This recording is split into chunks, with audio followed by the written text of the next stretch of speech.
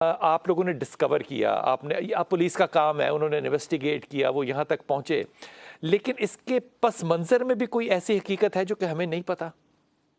لیکن یہ پس منظر میں تو یہی حقیقت ہے کہ ہماری جو عام معاشرے میں ناجائز رشتے جو قائم ہو رہے ہیں، اور یہ دوستیوں والی ذکر کر رہے ہیں آپ؟ دوستی کہہ لیں، یہ ناجائز رشتے ہیں، یہ جو ناجائز رشتے قائم ہو رہے ہیں، اس نے معاشرے میں بہت بگاڑ پیدا کر دیا، تباہ کر کے رکھ دیا، معاشرے کو برباد کر دیا ہے۔ ہماری جو بنیادی قدریں تھیں وہ بالکل زمین دوز ہو گئی۔ آپ اس کے حق میں نہیں ہے کہ یہ ہوں؟ میں جی قطعی طور پہ دوستیاں جو ہیں، میں قطعی طور پہ اس کے حق میں نہیں ہوں۔ یہ ہمارے معاشرے میں جرم کو پروان چڑھانے کی بھی ایک بہت بڑی وجہ ہے۔ جب ناجائز رشتے ہوتے ہیں وہ چھپے ہوئے ہوتے ہیں۔ یہ دونوں، ہم دو بزرگوں کو یہ بات سمجھ میں آ رہی ہے، یہ باقی معاشرے کو کیوں نہیں سمجھ میں آ رہی ہے؟ ماں باپوں کو کیوں نہیں سمجھ میں آتی؟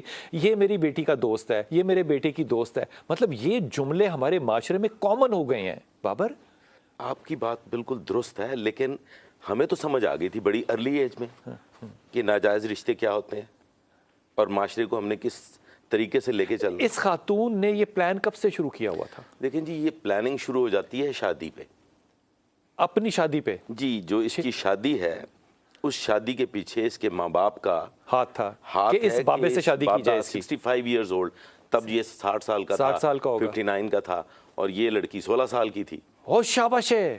تو یہ شادی کی ہی اس لیے گئی، 5 ایکڑ زمین اس بچی کے نام لگوا کے تو یہ شادی کر دی، مہر کے طور پہ، مہر کے طور پہ، اور انتظار ہونے لگا اس وقت کا۔ تو اس کا کیا مطلب یہ سمجھا جائے کہ اس لڑکی کا خاندان بھی اس سارے جرم میں شامل ہو سکتا ہے؟ ڈیفینیٹلی جی، ڈیفینیٹلی۔ اس کے ماں باپ وہ اس کو سپورٹ کر رہے ہیں، وہ اس سارے اغوا برائے تاوان کے معاملے میں بھی اس کے پورے سپورٹر ہیں۔ اس بچے کو اپنے گھر میں پناہ دیتے ہیں، اس بچے کو اپنے گھر میں 2-3 دن کے لیے رکھتے ہیں۔ یہ جو کڈنیپ بچہ ہے، جو کڈنیپ بچہ ہے، جو اغوا ہوا بچہ، اس کو وہ اسی میوش کے گھر میں جہاں پہ یہ سو کالڈ دوست، یہ جو ناجائز رشتہ تھا، اس ناجائز رشتے کو بھی انہوں نے اپنے گھر میں رکھا ہوا تھا۔ اس کے لیے ایک علیحدہ بیڈ روم بنایا ہوا تھا جو وہاں جا کے اپنی زندگی کے بےہودہ پل گزارتا تھا۔ او شاباش ہے۔ تو وہ بالکل برابر کے شریک ہیں، اور اس کا آغاز جو ہے وہ بہت جلد پیسہ حاصل کرنے کے لیے کیا یہ پرزیوم کرنا ٹھیک ہے کہ انہوں نے پیسے لینے کے بعد بچے کو الٹیمیٹلی مار دینا تھا؟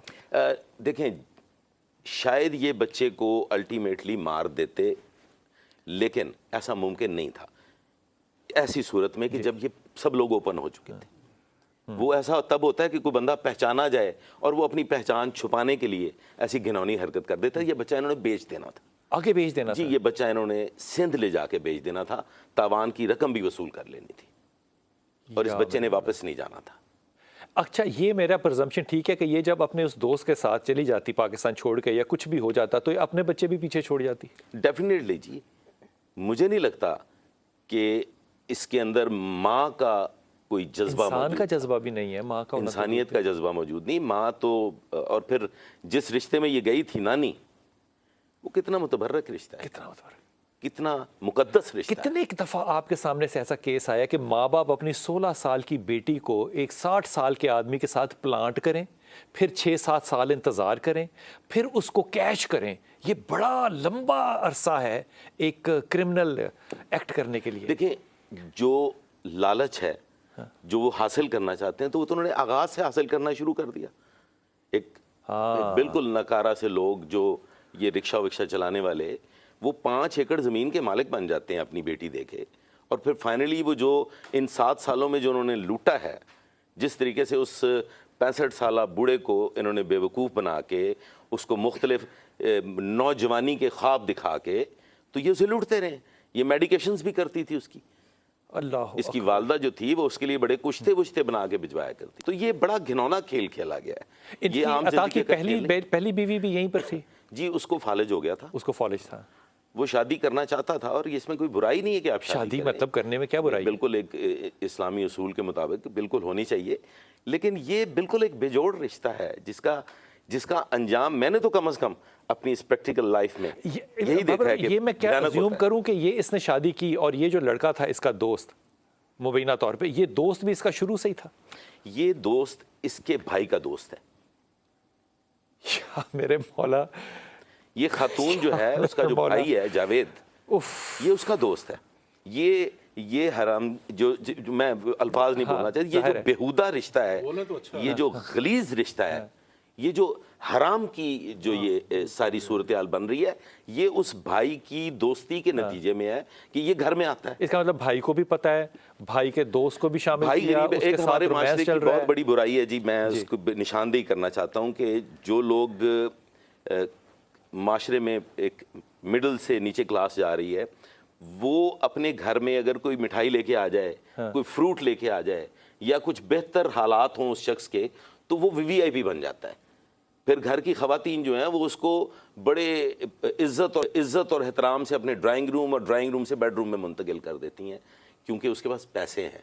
تو یہ شہباز کے معاملے میں بھی یہی ہوا، یہ کرمنل تھا، اس کے پاس پیسے ہوتے تھے۔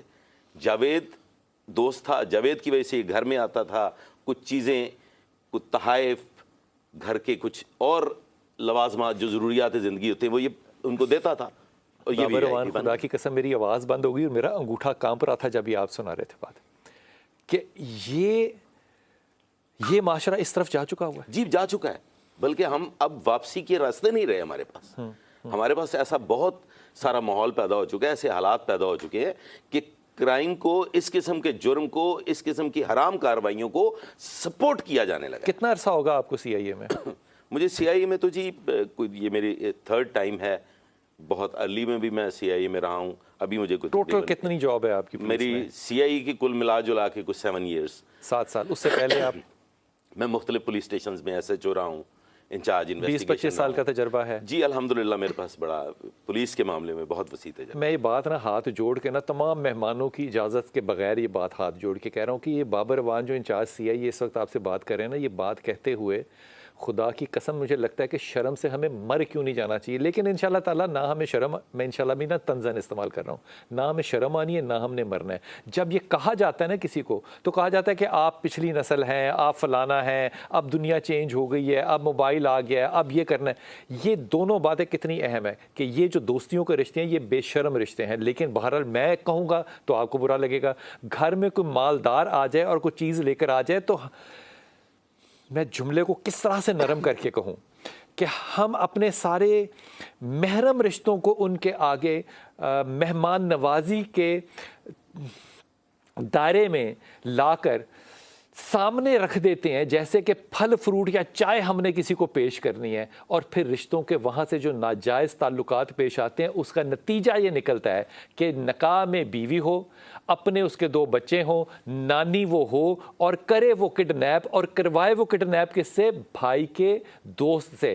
میں حلفاً کہتا ہوں، اور اپنے تمام دوستوں کو اور ان کی بہنوں کو یاد کر کے خدا کی قسم، میں اس زمانے سے جب ہم سمجھتے تھے شاہ صاحب کہ دوست کی بہن آپ کی بہن ہے، دوست کی ماں آپ کی ماں ہے، اس کے علاوہ ہم کچھ سوچ سکنے کی کیپیسٹی نہیں رکھتے تھے۔